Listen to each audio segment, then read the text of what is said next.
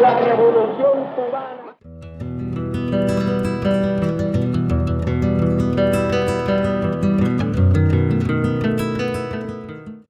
Născut într-o fermă izolată din provincia Oriente, Fidel Castro avea să devină una dintre cele mai influente și controversate figuri ale Americii Latine. Un student ambițios care se revolta împotriva nedreptăților sociale, dar care urma să transforme revolta sa într-o revoluție ce va zgudui întreaga regiune. Un om care a câștigat inimile susținătorilor săi, dar a stârnit teama și furia adversarilor, devenind simbolul opoziției față de influența americană în Cuba și nu numai. Fidel Castro a preluat puterea, a condus insula timp de aproape jumătate de secol și a schimbat ireversibil destinul Cubei și al politicii globale. Rămâneți cu mine până la finalul acestui video pentru a afla întreaga sa poveste, iar dacă vreți să descoperim împreună și alte personaje memorabile din istorie, nu uitați să vă abonați la canal pentru a rămâne alături de mine și în următoarele clipuri. Vă mulțumesc! Așadar, Fidel Castro s-a născut la 13 august 1926 în satul Biran, aflat în provincia Oriente, cea mai estică regiune a Cubei. Tatăl său, Ángel María Bautista Castro y Argiz, provenea din Europa, fiind născut în 1875 în Galicia, nordul Spaniei. În anii 1890, Ángel a fost înrolat în armata spaniolă și trimis în Cuba, pe atunci una dintre ultimele colonii americane aflate încă sub dominație spaniolă. Misiunea sa era să participe la reprimarea celui de-al doilea război de independență, izbucnit pe insulă în 1895. Această insurecție a fost diferită de mișcările anterioare. Sprijinul militar al Statelor Unite a schimbat soarta conflictului, iar în 1898, Cuba a reușit să se desprinde de Spania. Totuși, noua independență a venit la pachet cu o realitate geopolitică.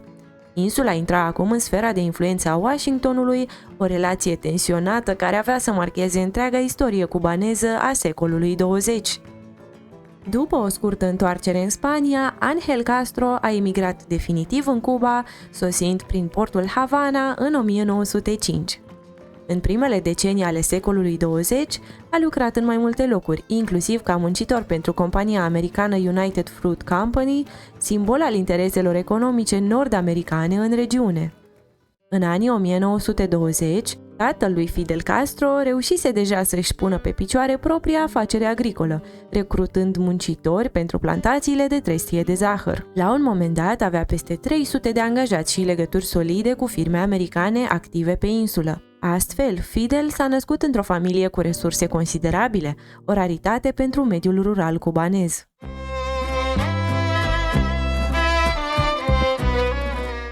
În 1911, Ángel Castro s-a căsătorit cu Maria Argota y Reyes, alături de care a avut 5 copii. După destrămarea acestui mariaj, el a început o relație cu Lina Ruz González, o servitoare de pe moșia sa, care a devenit mai întâi amanta și apoi soția lui. Împreună au avut 7 copii, printre care și Fidel, dar și Raúl Castro, cel care avea să-i fie tovarăș politic apropiat de-a lungul întregii sale vieți. Copilăria lui Fidel a fost atipică. Născut în afara căsătoriei, într-o perioadă în care stigmatul asupra copiilor nelegitimi era puternic, el a purtat inițial numele de familie al mamei sale. A copilărit printre fiii muncitorilor de pe plantațiile de zahăr, majoritatea imigranți săraci din Haiti sau din alte insule caraibiene. Aceștia trăiau în condiții grele, de lipsuri și marginalizare. Experiența contactului direct cu acești oameni a lăsat urme asupra modului în care Fidel privea mai târziu rolul companiilor americane în economia Cubei și situația muncitorilor locali. La vârsta de doar 6 ani, Fidel și frații săi mai mari, Ramon și Angela, au fost trimiși la Santiago de Cuba pentru a începe școala. Acolo au locuit în condiții modeste alături de un tutore care cu greu le putea asigura strictul necesar. Deși Cuba era o societate majoritar catolică, Fidel nu a fost botezat decât la 8 ani în 1934. Motivul pare să fi fost unul pragmatic. Doar așa putea fi înscris la școala La Salle, un internat catolic. Ulterior a ajuns la Colegiul Dolores din Santiago, condus de iezuiți, iar apoi la Colegio de Belén din Havana, o instituție de elită, tot sub patronaj iezuit. Chiar dacă manifesta interes pentru istorie și geografie, rezultatele sale academice erau modeste. În schimb, s-a remarcat prin calități sportive deosebite. În 1943 și 44 a fost desemnat cel mai bun sportiv din Havana la categoria sa de vârstă, excelând la baseball, basket, săritura în înălțime și alergările de distanță. Anii copilăriei și adolescența lui Fidel s-au desfășurat într-o Cubă profund fărâmată. După desprinderea de Spania în 1898, Republica se confrunta cu instabilitate politică și cu o dezvoltare economică precară. Sistemul politic era corupt de la vârf până la bază, iar mulți oficiali se lăsau cumpărați de interese private. Influența americană era omniprezentă. Companii din Statele Unite controlau sectoare întregi ale economiei insulei, iar mafia italiană și alte organizații criminale americane își găsiseră aici un teren fertil pentru afaceri ilegale, de la cazinouri până la traficul de droguri. Economia cubaneză rămânea dominată de monocultură, în special de zahăr, dar și de produse precum banane și cafea. Această structură aducea profituri uriașe unei elite restrânse, în timp ce marea majoritate a populației trăia în sărăcie. În anii 1930, armata a început să intervină direct în viața politică. Momentul decisiv a fost revolta sergenților din 1933, ce a schimbat radical balanța puterii.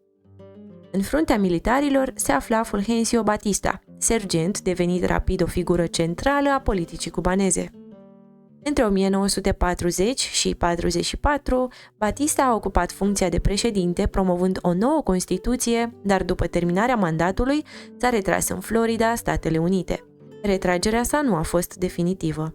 Batista avea să revină în viața politică a Cubei, iar efectele acestei întoarceri aveau să fie dramatice. În 1945, Fidel Castro a început studiile de drept la Universitatea din Havana. Acolo i s-au conturat primele instincte politice, implicându-se în protestele studențești împotriva corupției, evidente, a clasei conducătoare. Era o perioadă agitată în universitățile cubaneze, unde bande înarmate operau nestingherite, un semn al degradării generale a ordinii publice din țară. Tot atunci au apărut și primele manifestări ale orientării sale anti-americane. Fidel s-a alăturat Comitetului pentru Independența Puerto Rico, o organizație care cerea eliberarea insulei vecine de sub dominația Statelor Unite. După războiul hispano-american din 1898, Puerto Rico devenise teritoriu american, fără să primească vreodată statut de stat propriu, situație care se menține și astăzi. Pentru Castro și colegii săi, acest caz era încă o dovadă a politicii americane de a-și extinde controlul asupra Caraibelor, Americii Centrale și de Sud. Anii petrecuți la Havana i-au adus lui Fidel și prima notorietate în societatea cubaneză. În iarna lui 1946, numele său a apărut în ziare după critici vehemente la adresa guvernului și a violenței care caracteriza viața politică. În această perioadă și-a consolidat legăturile cu diferite grupări de stânga, între care se număra și Union Insurrecțional Revoluționaria. Poliția l-a bănuit la un moment dat de implicare în uciderea unui lider studențesc rival, acuzație ce nu a fost însă niciodată dovedită. Deși avea talent oratoric și câștiga audiența prin discursuri puternice, nu a reușit să devină liderul incontestabil al studenților. De mai multe ori a pierdut alegerile de pe campus, ceea ce l-a împins spre acțiuni din afara vieții universitare. În vara lui 1947, Fidel s-a alăturat unei expediții menite să răstoarne regimul lui Rafael Trujillo din Republica Dominicană. La fel ca Batista în Cuba, Trujillo era un conducător militar sprijinit de Statele Unite. În iulie acel an, Castro se număra printre cei aproximativ 1200 de rebeli care au pornit din Cuba pentru a încerca răsturnarea dictaturii. Această încercare a fost însă înnăbușită rapid prin cooperarea forțelor americane, cubaneze și dominicane. Mulți dintre participanți au fost capturați, dar Fidel a reușit să scape, potrivit relatărilor, aruncându-se în mare din vasul pe care se afla și înnotând printre ape infestate de rechini, ținând arma ridicată deasupra capului pentru a o salva. Episodul a rămas consemnat ca prima experiență a lui Castro într-o acțiune armată directă în Caraibe, anticipând direcția revoluționară pe care avea să o urmeze acesta.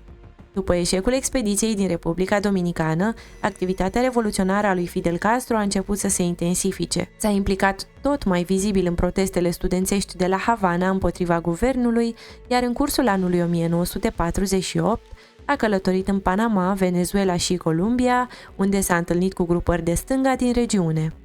În Bogota, capitala Columbiei, la finalul primăverii din 1948, a participat la organizarea unei conferințe panamericane a studenților, gândită ca o platformă de opoziție față de guvernele de dreapta din America Latină. Acest episod a coincis cu revoltele cunoscute sub numele de Bogotazo, declanșate după asasinarea liderului liberal Jorge Eliezer Gaitan, eveniment care a lăsat o impresie puternică asupra tânărului Fidel. Între timp, în Cuba, mai târziu în același an, Castro s-a căsătorit cu Mirta Díaz Balart, studentă la filozofie. Căsătoria a apărut surprinzătoare, întrucât familia Díaz Balart făcea parte din elita politică a Cubei, adică exact cercurile împotriva cărora Fidel își îndrepta atacurile publice. Contradicțiile erau evidente. Cuplul a primit daruri consistente chiar de la oameni pe care Castro îi denunțase anterior, iar luna de miere și-au petrecut-o în Statele Unite. Totuși, mariajul a durat 7 ani. Cei doi au avut un fiu supranumit Fidelito. La începutul anilor 1950, Castro a deschis un cabinet de avocatură împreună cu Jorge Azpiazu și Rafael Resende. Cei trei erau simpatizanți de stânga, iar firma funcționa mai degrabă ca un instrument de sprijin pentru muncitorii exploatați sau concediați abuziv, cazurile fiind aproape toate pro bono. În același timp, Fidel își aprofunda lecturile politice. Citea operele lui Karl Marx, dar și scrierile mai recente ale lui Vladimir Lenin și Lev Trotsky, încercând să-și construiască o viziune asupra transformării Cubei. În 1952, Castro s-a înscris în alegerile legislative pentru Congresul cubanez, candidând din partea Partido del Pueblo Cubano Ortodoxos, un partid de stânga populist fondat de Eduardo Chibas în 1947. Aceasta părea să fie încercarea lui de a schimba țara pe cale legală și pașnică. Însă anul 1952 a adus și întoarcerea spectaculoasă a lui Fulgencio Batista. După un scurt puci militar, Batista a instaurat un regim autoritar, transformând Cuba într-o dictatură militară susținută de Statele Unite. Acesta a fost momentul de cotitură pentru Fidel, care a renunțat la strategia reformistă și a ales calea violenței pentru a răsturna regimul. La scurt timp, împreună cu fratele său, Raul Castro și alți simpatizanți, a format o organizație clandestină numită simplu Mișcarea. Prima lor acțiune majoră a avut loc la 26 iulie 1953, când Fidel a condus aproximativ 100 de militanți într-un atac asupra cazarmii Moncada din Santiago de Cuba. Operațiunea s-a încheiat cu un dezastru. Garnizoana, formată din circa 400 de soldați, a respins atacul, aproape jumătate dintre rebeli fiind uciși, iar majoritatea celor rămași fiind capturați. Doar câțiva au reușit să scape. Fidel s-a numărat printre cei prinși și a fost judecat pentru insurgență împotriva statului. Sentința: 15 ani de închisoare. În timpul procesului, Fidel Castro a susținut o apărare amplă, care avea să rămână celebră sub titlul "Istoria mă va absolvi". În acest discurs, el a atacat regimul lui Batista și a expus ideile sale politice și economice. Castro și-a executat pedeapsa pe Isla de Pinos, a doua cea mai mare insulă din arhipelagul cubanez. În captivitate, el a reorganizat mișcarea sub numele de Mișcarea 26 iulie, în amintirea atacului asupra cazarmii Moncada. În ciuda comportamentului său provocator, Batista a decis să le libereze în vara lui 1955, după ce Castro a executat mai puțin de 2 ani din sentință, o decizie pe care dictatorul avea să o regrete. După eliberare, Fidel a fost exilat în Mexico City, unde împreună cu fratele său Raul a început să organizeze acțiuni împotriva lui Batista. Acolo l-au întâlnit pe revoluționarul latino-american Ernesto Guevara, cunoscut mai ales sub numele de Che Guevara. Guevara, medic argentinian, fusese radicalizat de sărăcia extremă pe care o văzuse în călătoriile sale prin America de Sud, sărăcie pe care o atribuia neoimperialismului american. În lunile următoare, Castro, Raul, Guevara și adepții lor s-au antrenat și au planificat revenirea în Cuba. Între timp, regimul lui Batista devenea tot mai opresiv. Astfel, în vara lui 1956, Fidel și peste 80 de urmăritori au părăsit Mexico City la bordul iahtului Granma, botezat după bunica unui fost proprietar. După o serie de peripeții, grupul a eșuat pe Playa Las Coloradas, lângă Los Cayuelos, și a fost atacat de trupele lui Batista, fiind nevoit să se ascundă în munții Sierra Maestra. Din grupul inițial, doar 19 persoane au supraviețuit. Acesta a fost un început dificil, dar care avea să dea roade neașteptate în lunile și anii următori.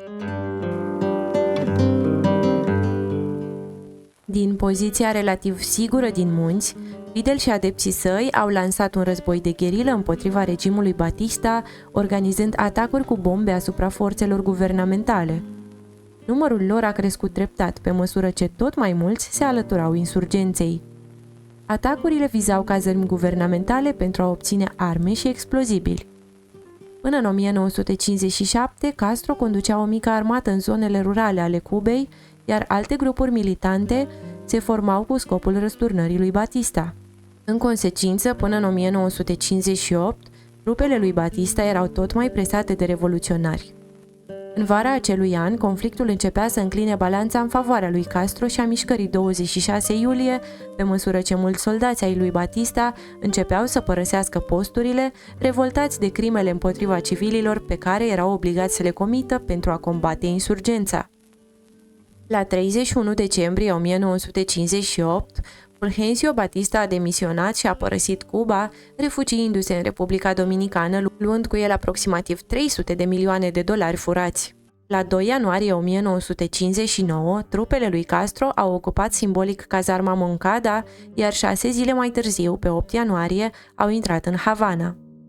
Revoluția cubaneză, în ciuda începuturilor sale modeste cu doar 2 ani înainte, se încheia cu succes. Castro nu a preluat imediat puterea. În schimb, avocatul Manuel Urrutia Leo a fost numit președinte într-un guvern provizoriu, dar Castro și adepții săi dominau efectiv cabinetul acestui regim interimar. Puterea militară a lui Fidel a fost recunoscută formal prin numirea sa ca reprezentant al forțelor armate rebele pe lângă președinție. Noul guvern conducea practic prin decrete, fără parlament, iar influența lui Castro asupra lui Urrutia făcea ca liderul mișcării 26 iulie să fie în realitate conducătorul de facto al Cubei după înlăturarea lui Batista. Situația a devenit și mai clară în câteva săptămâni, când prim-ministrul José Mirio Cardona a demisionat și a plecat în exil în Statele Unite. În februarie 1959, Fidel a preluat funcția de prim-ministru, poziție pe care a ocupat-o până în 1976, când a fost adoptată o nouă Constituție și a devenit președintele Consiliului de Miniștri al Cubei. Această funcție a deținut-o până în 2008, menținând astfel influența directă în Cuba timp de 49 de ani. Se presupunea de la început că Fidel va fi cel mai influent membru al noului regim, dar o chestiune mult mai controversată era relația Cubei cu Statele Unite, fostul susținător al lui Batista. Deși declarase orientarea de stânga, unii, precum candidatul republican la președinția SUA din 1960, Richard Nixon, credeau că Fidel Castro ar putea fi convins să colaboreze cu americanii. Aceasta s-a dovedit a fi o iluzie. Curând, Castro a apropiat Cuba de Uniunea Sovietică și de regimuri de stânga din America Latină. Promovarea unor radicali precum Che Guevara în funcții guvernamentale de rang înalt arăta clar direcția regimului. Relațiile cu SUA s-au deteriorat și mai mult după naționalizarea companiilor americane din Cuba, iar tensiunile au crescut când Castro a participat la adunarea generală a ONU la New York în septembrie 1960, declarându-se deschis aliat al regimurilor anti-americane. Antagonismul a condus rapid la planuri de intervenție militară a Statelor Unite. Încă din administrația Dwight Eisenhower, milioane de dolari fuseseră alocați pentru destabilizarea regimului Castro. Până la alegerea lui John Kennedy în 1960, guvernul american colabora deja cu exilații cubanezi stabiliți în Florida și alte părți ale SUA. Mulți dintre aceștia se organizaseră într-o unitate contrarevoluționară numită Brigada 2506 și un front politic, Democratic Revolutionary Front, lucrând împreună cu CIA. Pentru a evita suspiciunile și a permite administrației Kennedy să se dezică de grup, antrenamentele au avut loc în America Centrală, în Guatemala. Până în primăvara lui 1961 se elaborase un plan ca aproximativ 1400 de paramilitari cubanezi să invadeze Cuba pe cale navală, sprijiniți de tehnică militară americană, inclusiv avioane bombardier B-26 și tancuri M41. Cu toate acestea, în ciuda pregătirilor și sprijinului american, operațiunea avea să fie un eșec total și să afecteze pentru tot restul vieții relațiile dintre SUA și Cuba. Forțele de invazie au plecat din Nicaragua și Guatemala cu barca la 16 aprilie 1961.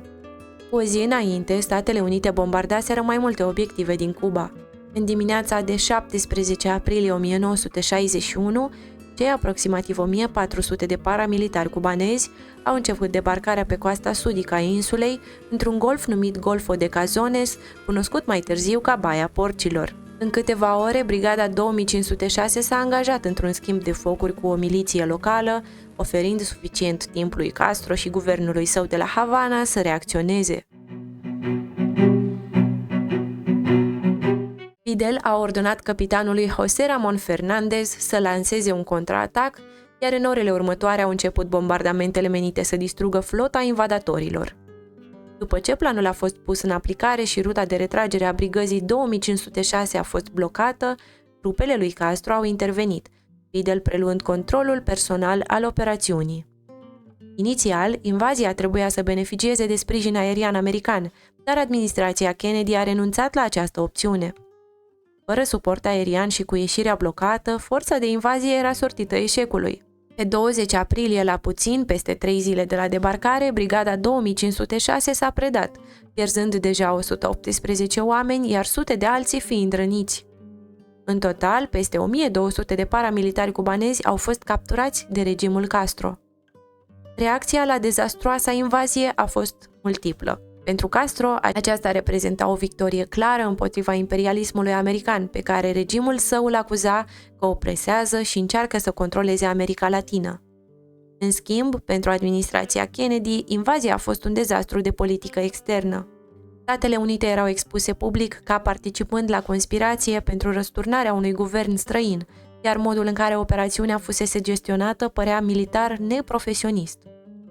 Cu toate acestea, guvernul american a reușit să negocieze eliberarea peste 1000 de paramilitari cubanezi în 1962, în schimbul la peste 50 de milioane de dolari în alimente și medicamente pentru Cuba. Cel mai important efect al invaziei a fost însă apropierea Cubei de Uniunea Sovietică în cadrul războiului rece. În săptămânile următoare au început negocieri intense între Havana și Moscova pe tema extinderii comerțului și cooperării militare. În decembrie 1961, Castro s-a declarat public comunist, plasând Cuba oficial în tabăra sovietică. Ca răspuns, administrația Kennedy a promovat ideea excluderii Cubei din Organizația Statelor Americane, iar tensiunile păreau să se apropie de un punct critic. Invazia din Baia Porcilor a fost doar primul episod dintr-o criză mult mai periculoasă, ce avea să atingă apogeul în 1962, cunoscută ca criza rachetelor cubaneze. Acesta este considerat momentul în care războiul rece a fost cel mai aproape de un conflict nuclear total. Evenimentele din primăvara lui 1961 l-au determinat pe Castro să se apropie și mai mult de Uniunea Sovietică, fiind tot mai clar că singura modalitate de a proteja revoluția era să permită instalarea unor sisteme de rachete sovietice în Cuba. Astfel, în lunile următoare, Fidel a negociat cu premierul sovietic Nikita Hrușciov lansarea de rachete balistice avansate pe teritoriul cubanez pentru a proteja țara împotriva unei eventuale invazii americane sau a contrarevoluționarilor susținuți de Statele Unite. Aceasta avea să declanșeze una dintre cele mai tensionate crize politice din istoria modernă. Pe 14 octombrie 1962, majorul Richard Heiser, pilot al unui avion de spionaj U-2 al Statelor Unite, a fotografiat un sit din Cuba unde erau asamblate rachete balistice de tip SS-4. 2 zile mai târziu, președintele John Kennedy a fost informat despre aceste situri, marcând începutul celor 13 zile, perioadă cunoscută ulterior ca criza rachetelor cubaneze. Kennedy a convocat imediat Consiliul de Securitate Națională și mai mulți consilieri cheie, concluzionând că aceste rachete ar fi fost capabile să lovească rapid toate marile orașe americane de pe coasta de est. În cadrul primei întâlniri, mai mulți consilieri i-au recomandat lui Kennedy să bombardeze imediat siturile de rachete din Cuba și eventual să înceapă o invazie directă pentru a răsturna regimul Castro, prevenind astfel orice alte amenințări similare la adresa Americii. Totuși, Kennedy a ales o acțiune mai moderată, dar care a declanșat o criză politică intensă în zilele următoare.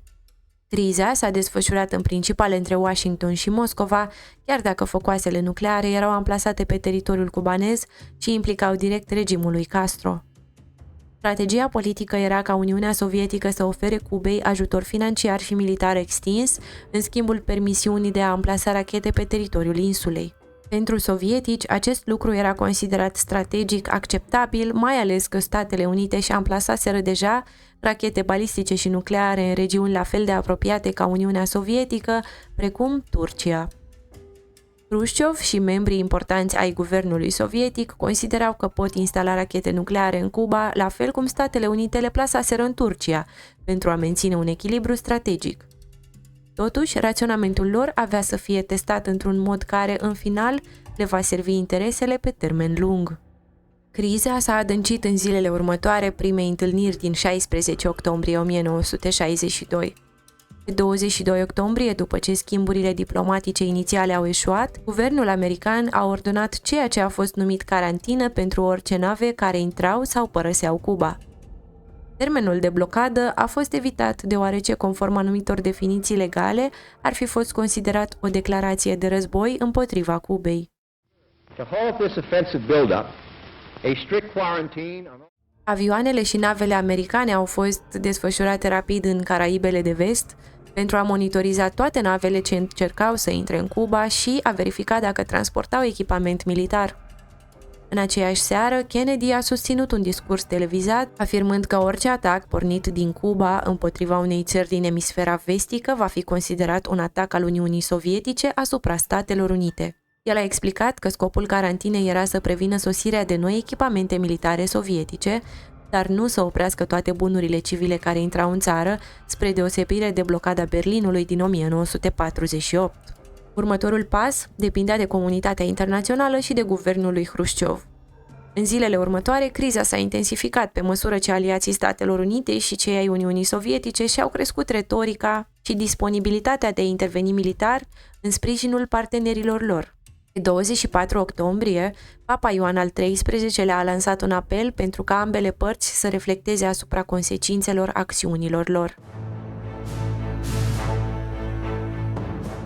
În tot acest timp, Castro susținea că instalarea rachetelor era o măsură defensivă, însă decizia finală depindea de Moscova. Primele semnale nu erau încurajatoare. Pe 24 octombrie, agențiile sovietice de știri au transmis o telegramă de la Khrushchev către Kennedy în care se afirma că Uniunea Sovietică consideră carantina un act de agresiune militară și solicita oprirea imediată a activităților americane în jurul Cubei. Aceasta a semnalat o escaladare semnificativă a crizei. Astfel, în acea zi și în orele care au urmat, lumea s-a aflat poate cel mai aproape de izbucnirea unui război nuclear. Toate acestea ca urmare a instalării rachetelor balistice nucleare în Cuba lui Castro. Statele Unite au cerut o întâlnire a Consiliului de Securitate al ONU și au trimis sute de bombardiere, inclusiv aproape 2 duzini de B-52, înarmate cu focoase nucleare, în zona Cubei și în apropierea spațiului aerian sovietic. Astfel, în acele zile, lumea a stat pe muchia războiului nuclear. Perioada 25-27 octombrie a fost cea mai tensionată din întreaga criză a rachetelor cubaneze. Pe măsură ce negocierile diplomatice dintre Statele Unite și Uniunea Sovietică continuau, navele care se îndreptau spre Cuba erau verificate pentru a detecta focoase nucleare de către carantina americană. Pe 26 octombrie, negocierile între Moscova și Washington au început, însă acestea aproape au fost compromise după ce un avion american a fost doborât de o rachetă sol-aer lansată din Cuba. Hrușciov a precizat ulterior că atacul fusese ordonat de Raul Castro, fratele lui Fidel, și nu ca directive sovietice.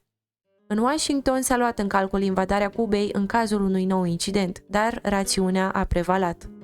Până la finalul zilei de 27 octombrie s-au realizat progrese în negocieri. Sovieticii urmau să-și retragă rachetele și să oprească dezvoltarea siturilor de lansare în Cuba, în schimbul retragerii rachetelor americane din Turcia. De asemenea, Kennedy a scris lui Hrușciov, asigurând că Statele Unite vor respecta suveranitatea Cubei și nu vor mai încerca intervenții precum cea din Golful Porcilor. Această înțelegere a permis ambelor părți să-și păstreze prestigiul, iar independența Cubei a fost garantată. Astfel, criza rachetelor cubaneze s-a încheiat pe 29 octombrie 1962, după 13 zile tensionate. După criză, s-a stabilit un sistem de comunicare mai eficient între guvernul american și cel sovietic. Războiul rece a intrat într-o perioadă de dezescaladare, cu tensiuni reduse în anii 1960 și 70, înainte de o nouă escaladare în anii 80. Pentru Cuba lui Fidel, efectul principal a fost că insula nu a mai fost interferată direct de Statele Unite. Castro a continuat să apropie țara de sfera de influență a URSS în primii ani ai deceniului 1960, vizitând Moscova și alte orașe sovietice în 1963. Această vizită a dus la reforme în societate, economie și politică inspirate de modelul sovietic. Cuba a rămas astfel un stat antagonist al Statelor Unite, în timp ce Statele Unite au continuat să impună sancțiuni economice, diplomatice și comerciale cu efecte semnificative asupra economiei cubaneze. Dezvoltarea Cubei sub conducerea lui Castro a avut rezultate mixte. O combinație între sancțiuni economice americane și planificarea economică defectuoasă a regimului a provocat o criză economică în anii 60. Economia depindea în continuare de zahăr, iar industriile emergente, precum turismul și cazinourile, au suferit un declin accentuat. În acest context, subvențiile sovietice au ajuns să reprezinte aproape 40% din PIB-ul Cubei în anii 60. Ulterior, economia cubaneză s-a redresat, în special în anii 70-80, chiar și în perioade de stagnare economică internațională. Totuși, prăbușirea URSS și sfârșitul războiului rece au dus la noi dificultăți economice în anii 1990. Unul dintre cele mai mari succese ale regimului Castro a fost totuși sistemul de sănătate, extins semnificativ după anii 60. Serviciile de sănătate au devenit gratuite și accesibile tuturor cubanezilor, cu investiții majore ca răspuns la exodul medicilor în Statele Unite. Constituția din 1976 a consacrat acest angajament.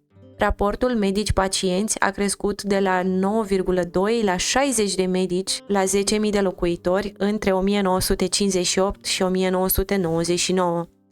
Astfel, Cuba a înregistrat o rată scăzută a mortalității infantile și o speranță medie de viață de 79 de ani.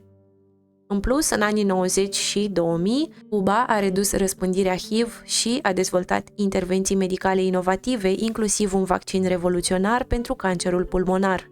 Și educația a prosperat. Toate instituțiile au fost naționalizate, iar guvernul a investit masiv, cheltuind până la 10% din PIB-ul țării. Campanii de eradicare a analfabetismului au făcut ca până în anul 2000, peste 97% dintre tinerii adulți să fie alfabetizați. Studiile UNESCO din 1998 arătau că elevii cubanezi aveau niveluri educaționale superioare multor țări dezvoltate. Accesul legal la educație superioară pentru femei și bărbați a fost de asemenea garantat. În anii 1970, în contextul războiului rece, Castro a orientat Cuba către mișcarea țărilor negocierii nealiniate, inițiată de India și Iugoslavia. Inițial criticat pentru apropierea de Moscova, Cuba s-a distanțat treptat politic de URSS, iar Castro a devenit președinte al mișcării în a doua parte a deceniului. Totuși, sancțiunile americane și realitățile economice au menținut URSS ca principal partener comercial, iar Cuba s-a retras semnificativ din prima linie a războiului rece. Decizia lui Castro de a reduce legăturile partizane cu URSS nu a însemnat dezangajare internațională. În anii 1970, Cuba a devenit un actor major în conflicte internaționale, mai ales în America Latină și în Africa. Fidel Castro a fost mereu influențat de Che Guevara în convingerea că Cuba era doar un actor într-un efort mai amplu de revoluție internațională. Astfel, de la început, guvernul cubanez sub conducerea lui Castro a oferit sprijin numeroaselor mișcări de stânga și revoluționare din emisfera sudică. În anii 60, Guevara, cu aprobarea lui Castro, a creat o mișcare gherilero numită Proiectul Andin, cu scopul de a stimula revoluții de stânga în Peru, Bolivia și Argentina. Planul a fost abandonat după ce Guevara a fost capturat și ucis de către CIA în Bolivia în octombrie 1967. În ciuda acestui eșec, ce a fost o lovitură puternică pentru Fidel, atât politic cât și personal, Castro a continuat să sprijine mișcările revoluționare în America Latină și Caraibe în anii următori.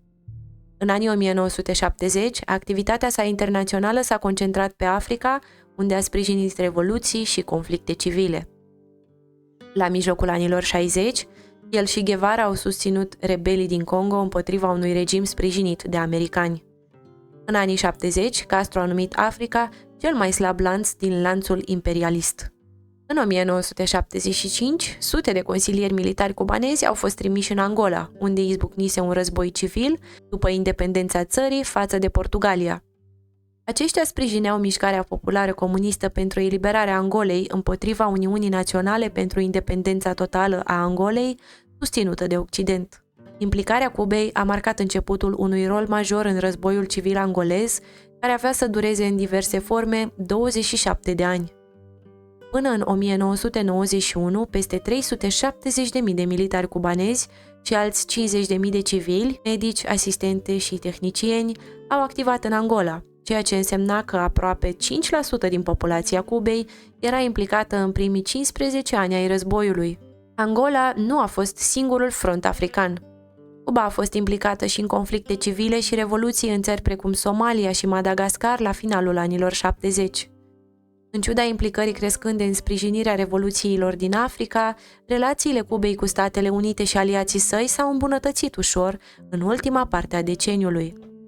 Aceasta s-a datorat unei coaliții de lideri, printre care președintele Mexicului, Luis Echeverria, prim-ministrul Canadei Pierre Trudeau și președintele SUA, Jimmy Carter, care au încercat să normalizeze relațiile cu insula. Carter a fost dispus să abandoneze poziția antagonică adoptată de predecesorii săi, Kennedy și Nixon, și a purtat negocieri constructive pentru îmbunătățirea relațiilor. Castro a acceptat să elibereze numeroși deținuți politici și să permită cubanezilor care fugiseră în Statele Unite după Revoluție să viziteze temporar familia în Cuba, dar sub condiții stricte. În schimb, Castro spera că Statele Unite vor ridica embargoul economic. Deși acest lucru nu s-a întâmplat, măsurile cele mai restrictive au fost diminuate, oferind un oarecare respiro financiar. În ciuda succeselor în educație și sănătate, regimul lui Fidel a rămas un guvern autoritar. Provocările la adresa autorității nu erau tolerate, iar opoziția politică era redusă la minimum. Cenzura presei și urmărirea evenimentelor contrarevoluționare erau frecvente, mai ales în perioada cunoscută ca anii gri, aproape un deceniu în anii 70, când regimul a fost extrem de represiv. În această perioadă, artiștii și intelectualii au fost cenzurați, iar comunitatea homosexuală a suferit în mod special. Rezultatul a fost un val tot mai mare de persoane care încercau să părăsească ilegal Cuba, direcționându-se spre Florida, aflată la o distanță scurtă cu barca. Anii gri s-au atenuat după Constituția din 76 și după relaxarea controlului asupra artelor, însă opoziția politică a rămas interzisă pentru mulți ani. În 1980, după ani de represiune și încercări ale zecilor de mii de cubanezi de a pleca, regimul a deschis temporar portul Mariel, situat la circa 40 de kilometri vest de Havana. Între 15 aprilie și finalul lui octombrie 1980, portul a fost deschis pentru cei care doreau să emigreze în Statele Unite. Atunci, aproximativ 120.000 de cubanezi au plecat, eveniment cunoscut ca Mariel Boat Lift. Fluxul de imigranți a creat probleme politice pentru administrația Carter, dar a schimbat demografia Floridei, în special a orașului Miami, influențând votul cubano-american, un grup politic important și organizat. Anii 1980 au adus schimbări semnificative. Economia Cubei a intrat din nou în declin din cauza scăderii prețului mondial al zahărului, principala marfă de export. Șomajul a crescut și el considerabil. Ca urmare, Cuba, ce în anii 1970 reușise să se desprindă parțial de influența sovietică, s-a regăsit din nou dependentă de subvențiile și exporturile rusești. Aceasta însă a fost o strategie limitată în timp. În 1985, Mihail Gorbaciov a devenit secretar general al Partidului Comunist al Uniunii Sovietice. Reformator, el a inițiat o serie de politici menite să modernizeze Uniunea Sovietică și să pună capăt războiului rece, care intrase din nou într-o fază intensă după ce Ronald Reagan preluase funcția de președinte al Statelor Unite în 1981. Reformele lui Gorbaciov au avut însă consecințe neprevăzute. La finalul anilor 1980, blocul estic de la Germania de Est până la granițele Rusiei cerea reforme politice ample. În noiembrie 1989, zidul Berlinului a căzut, reunificând orașul, simbol al războiului rece aproape jumătate de secol. 2 ani mai târziu, Uniunea Sovietică s-a prăbușit, punând capăt conflictului între America, cea capitalistă, și Rusia, cea comunistă. Prăbușirea Uniunii Sovietice a avut implicații profunde pentru Castro și Cuba. Timp de 40 de ani, Fidel se construise ca un arhicunoscut adversar al Americii, aliat al Uniunii Sovietice. Țara depindea puternic de sprijinul financiar de la Moscova pentru susținerea economiei între anii 1960 și 80. Odată cu prăbușirea URSS și sfârșitul războiului rece, regimurile comuniste erau răsturnate rapid în țări precum Polonia și alte state din Europa de Est și existau temeri că același lucru s-ar putea întâmpla și în Cuba, însă Fidel a acționat rapid pentru a-și menține puterea. El a consolidat controlul asupra armatei pentru a preveni orice revoltă internă și a realizat alianțe temporare cu alte regimuri din America Latină, opozante ale Statelor Unite. Prin aceste măsuri, Castro a asigurat continuitatea regimului comunist în Cuba chiar și după finalul războiului rece, în timp ce Statele Unite și-au exprimat intenția de a menține presiunea asupra regimului său printr-un vot la Comisia ONU pentru Drepturile Omului, acuzând regimul de încălcări larg răspândite ale drepturilor omului. Supraviețuirea regimului după finalul războiului rece a deschis o perioadă pe care Fidel a numit-o perioada specială în timp de pace. În realitate, pentru majoritatea cubanezilor, anii 90 au fost marcați de sărăcie crescândă. Economia Cuba era afectată de sancțiuni continue din partea Statelor Unite și tăierea sprijinului financiar anterior de la Moscova. Succesorul lui Gorbachev, Boris Eltsine, avea o antipatie puternică față de Fidel și nu a oferit sprijin practic. Astfel, economia Cubei a intrat într-un colaps în primii ani 90. Până în 1992, activitatea economică scăzuse cu aproape 40% față de nivelul din 1990. Lipsurile de electricitate erau generalizate, combustibilul pentru transport și alte nevoi era limitat, iar importurile de bunuri esențiale, inclusiv automobile rusești, dispăruseră complet. În timp, efectul de domino a continuat. Lipsa materiilor prime a dus la închiderea fabricilor, creșterea șomajului și deteriorarea economică generală. Astfel, perioada specială a fost, de fapt, o perioadă de prăbușire economică. Criza a provocat însă reacții din partea regimului. În societatea cubaneză exista un sentiment clar de nemulțumire față de dificultățile zilnice.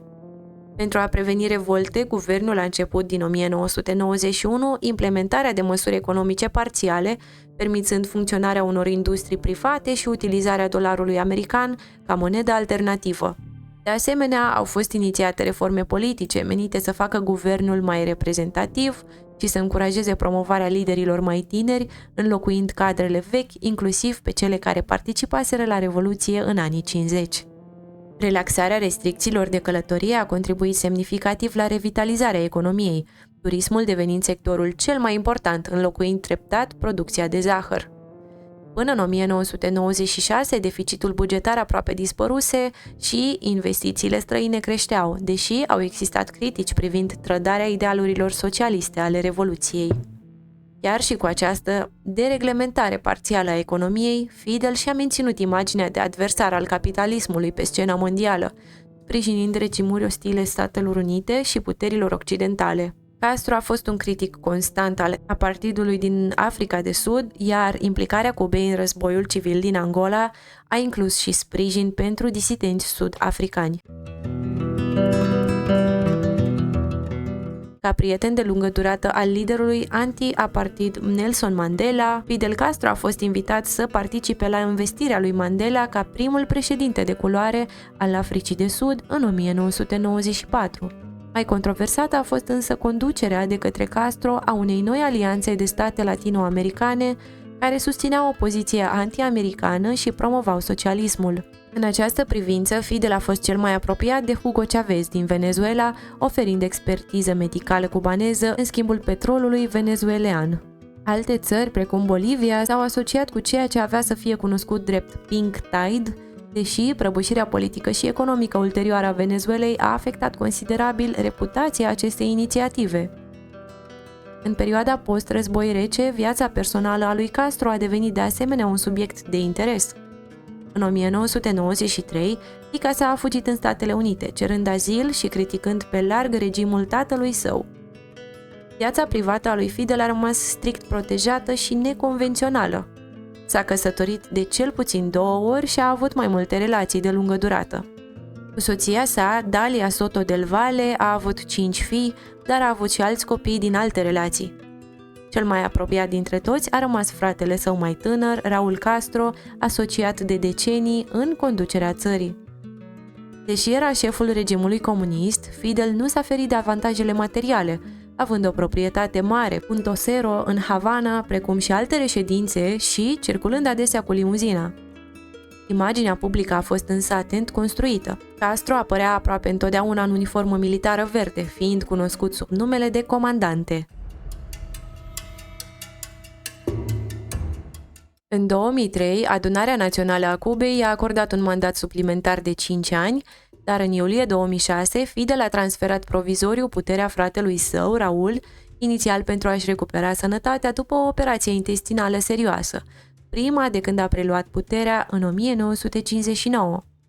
Această retragere a devenit permanentă la 1 an și jumătate, iar în februarie 2008, când avea 81 de ani, Fidel nu a mai candidat pentru un nou mandat, fiind ales președinte Raul Castro, punând capăt celor 49 de ani ai fratelui său la conducerea Cubei. În retragere, Fidel a rămas activ mai ales prin articole în ziarul oficial Granma, prin conferințe ocazionale și prin publicarea primului volum al memoriilor intitulat The Strategic Victory, care relata lupta împotriva regimului lui Batista. În 2011 a cedat și funcția de secretar general al Partidului Comunist fratelui său, deși a rămas activ pe scena internațională, pledând pentru non-proliferarea nucleară și avertizând asupra riscurilor unui război între Statele Unite și o putere nucleară precum Coreea de Nord.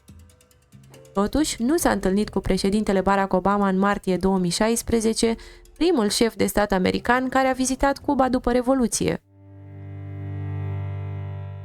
Fidel Castro a murit pe 25 noiembrie 2016 dintr-o boală nedeclarată.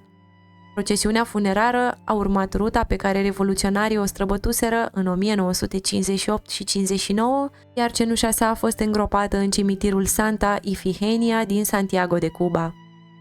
Cuba, pe care Fidel Castro a lăsat-o în urmă după aproape jumătate de secol ca lider dictatorial, este una cu moșteniri mixte.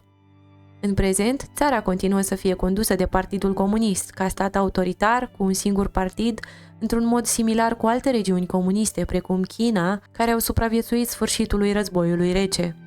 Totuși, la fel ca și China, Cuba a fost nevoită să se îndepărteze de respectarea strictă a ideilor socialiste începând din 1991, deși a rămas un susținător puternic al socialismului latino-american. Astfel, există în continuare o economie planificată, deși aceasta permite întreprinderi private limitate și depinde tot mai mult de turism. Dezvoltarea acestui sector a deschis Cuba către lumea exterioară în ultimele 2 decenii, într-un mod de neconceput în timpul majorității mandatului lui Castro.